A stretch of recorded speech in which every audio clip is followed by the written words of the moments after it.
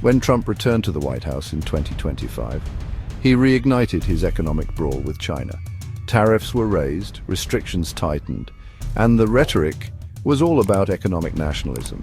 Trump claimed this would cripple China and make America great again. But China, playing the long game, used the trade war to become stronger and more self-sufficient. It's like trying to shrink a muscle by flexing it really hard. It just doesn't make any sense. Now you might be thinking, John, tariffs are supposed to hurt.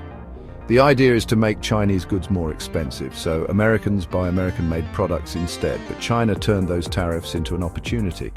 They found new customers in Asia, Africa, and Europe, boosting their trade. They also doubled down on domestic production, investing heavily in automation and robotics.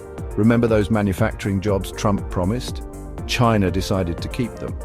It's like they looked at the American economy and said, "We'll take that, but with less reality TV and more 5-year plans."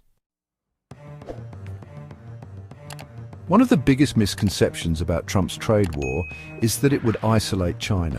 But China had a plan, the Belt and Road Initiative, BRI. Think of it as China's own Marshall Plan, building infrastructure all over Asia, Africa, and parts of Europe. They're partnering with everyone who isn't America. While the US builds walls, China is building bridges, literal ones. It's a bold move, and it's all happening right under our noses.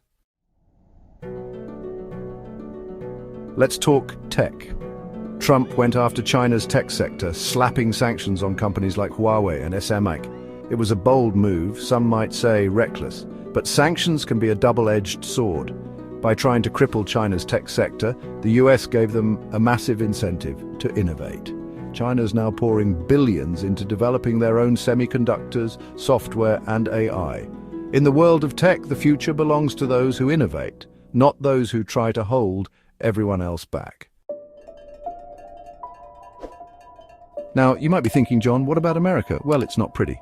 American businesses and consumers are getting squeezed. Manufacturing costs are skyrocketing, and farmers are losing their export markets. The retail and tech sectors aren't exactly thrilled either. The people feeling the pain the most are the working class, farmers, and small business owners, the very people Trump claims to be fighting for. Now, let's talk about the geopolitical fallout. Trump's trade war isn't just hurting the US economy, it's undermining America's standing in the world.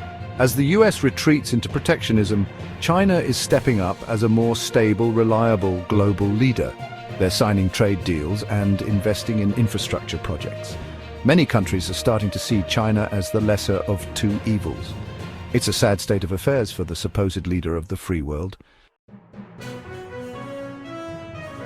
So by alienating allies and undermining free trade, Trump's policies are giving China the perfect opening to reshape global economic leadership. Trump may have reignited the fire, but it's China who's reaping the benefits. They're becoming more self-reliant, technologically advanced, and influential. Trade wars are incredibly complex and often counterproductive, and in this case, they're helping to create a future where China is calling the shots.